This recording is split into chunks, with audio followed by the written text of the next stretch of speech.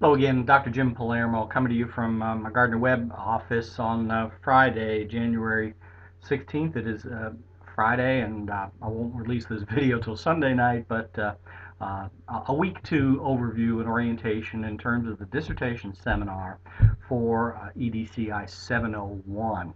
I said 702, but this is 701 work, your online work toward your dissertation. And here we're also going to cover some stuff about other assignments that are due. It's clinical experience plan.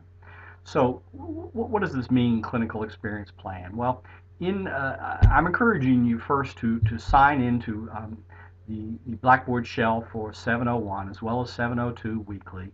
And something to work on during week two is this clinical experience plan and understanding that. So what is it?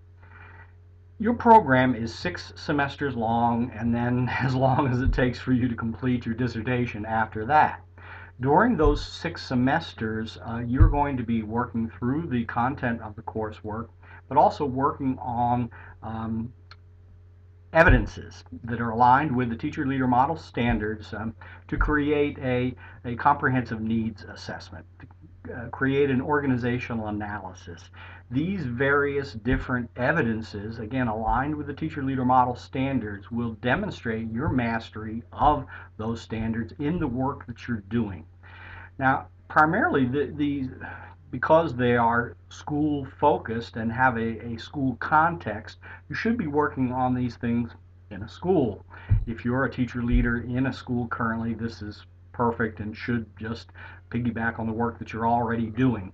If you're not based in a school, this is going to require you to find a school or a site for you to work and someone to work with you. Now, again, we're assuming, not always a good assumption, we're assuming that you're based in a school and that the principal of that school will serve as your clinical experience supervisor.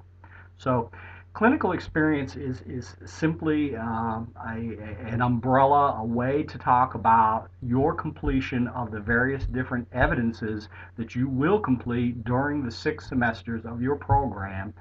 They're all assignments that will be completed during the program, but together they comprise a portfolio of your work that again demonstrates your mastery of these teacher leader model standards. So the clinical experience plan that you'll create this first semester is simply a roadmap and an ongoing work in progress of documenting your work toward completion of those evidences and alignment. I hope that's clear. At any rate, here in week two of 701, I'm going to see my informational video in just a minute. I would ask you to take a look at the handbook for the clinical experience plan. And again, everything is in the handbook. So go back to the handbook if you're not aware. And there's also a place here for a discussion where you can ask questions about the clinical experience plan. But I'm going to talk about it today, and I'm going to talk about it a lot in our first weekend or second weekend together. When we're together, we'll go over this stuff as well. In the handbook, there is something called a clinical experience agreement. And so let's just talk through this in just a second. Again, evidences, 6 evidences, and they're not just singles, but many of them have 2 or 3 parts that you'll complete in different times. So there's a CNA A and a CNA B that you'll complete different semesters. The organizational analysis, the family community engagement project. Again, these are all thought to be based in schools, so you should be working on these in schools. Program evaluation. Somebody asked a really good question about the connection between the evidences and the dissertation. There isn't always a great connection. These are more aligned with the teacher leader model standards. Your dissertation can take any particular focus in education. But some folks doing a preliminary study in their schools, a program evaluation often becomes or can morph into a dissertation study. So a program evaluation might be one solid connection between a dissertation, not necessarily. Professional learning project and curriculum design projects round out the 6 evidences that you'll complete. And again, these are aligned with the teacher leader model standards. Easy for you to say. Roles and responsibilities. I am your clinical experience supervisor for the time being. That might change in the future, but a faculty member who can act as a liaison between yourself and the university. That's me right now. Site supervisor is your person at the school site who can both be a gatekeeper and also a coach, a mentor, a help in getting you the data and the support that you need to complete your projects. This says superintendent or designee. Well, some of the projects will require you to get data at the district level, at the larger level, larger than the school. So having an advocate on the cabinet in your district is a good idea. When I say cabinet, I'm talking about an assistant superintendent, a director, a superintendent, depending on the size of your county or your district.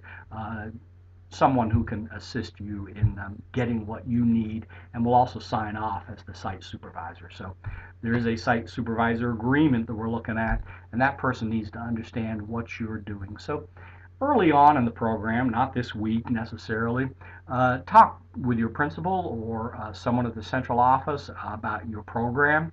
Um, you may want to get a better handle on the program or wait until we meet once first, but then go to someone and ask if they will serve as your site supervisor. And again, if this is somebody at the district level who can be a gatekeeper and get district level data for you, that's probably a good thing.